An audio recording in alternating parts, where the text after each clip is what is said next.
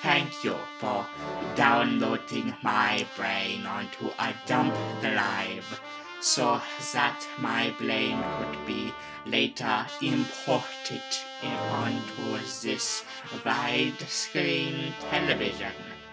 I am very appreciative of that because now I can inform the beautiful children and good people folks at home how you can be the best super villain you can possibly be. Because you see, I started out as nothing more but a little timid scientist who was taken from his peaceful home in Switzerland to work for the Blood Skull. I did not like the Blood Skull.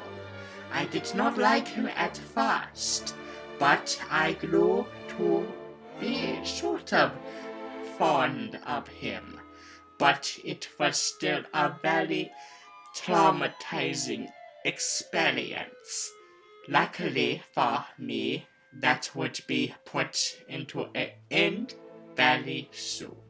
Because you see, as I was working for him, I began to realize that his goals of world domination were not that far-fetched. I began to believe him. But what I did not believe was the way he was doing it. He was being too upfront about it. He was like, oh, I'm going to destroy everything. I told him, listen, Blood Skull, listen, Smitty. Can I call you Smitty? You can't just bombard other countries and tell them that you are going to rule them. You need to do it behind their backs. Yes, gain their trust. Make them think you're the good guys, and then stab them in the back. But he didn't listen to me. He just wanted to bombard other countries, threaten to destroy him, and then he got his ass killed by Captain America. Or at least that's what the rumors say. Other people believe that he was sucked up into another dimension, like Asgard or something. But I remain skeptical. So, what became of me after the war? I was sent to a jail by the SSR. But this is not where my story ends, because I met the most wonderful fellow mad scientist any person could meet.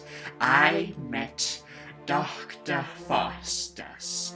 At least that's not what he called himself yet. He was still like, oh, I am Johann Finhoff. I mean, I am Evchenko. But I know who he really was. He was Finhoff, and he was destined to become Dr. Faustus. So he and I talked for a very long time when we were both in the same prison cell. Lucky for us, the guardsmen, the people who ran the jail, were very stupid, thinking that putting two conniving scientist masterminds in the same cell would not come back to eventually bite them in the asses. Or maybe they worked for me the whole time. I am not telling. What I am telling you is that despite our setbacks, despite us both having our plans ruined, we both put our heads together.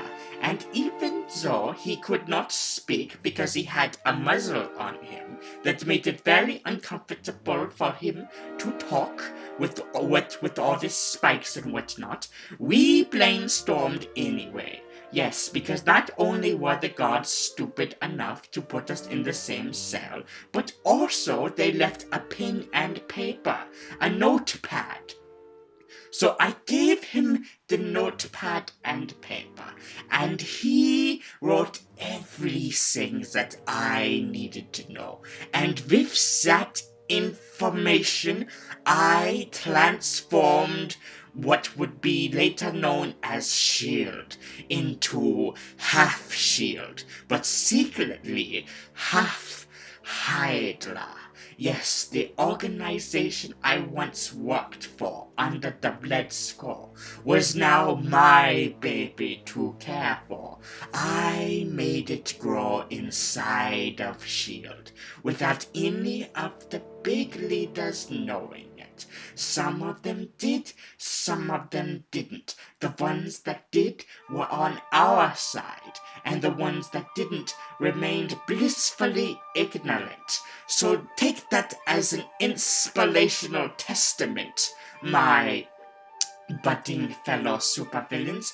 You can do the impossible as long as you set your mind to it. So just remember, there is no such thing as impossible, because I beat the odds, not only in making Hydra glow within S.H.I.E.L.D., but also putting my mind into databanks, which in retrospect may have not been a good idea, because that means that I can easily get destroyed.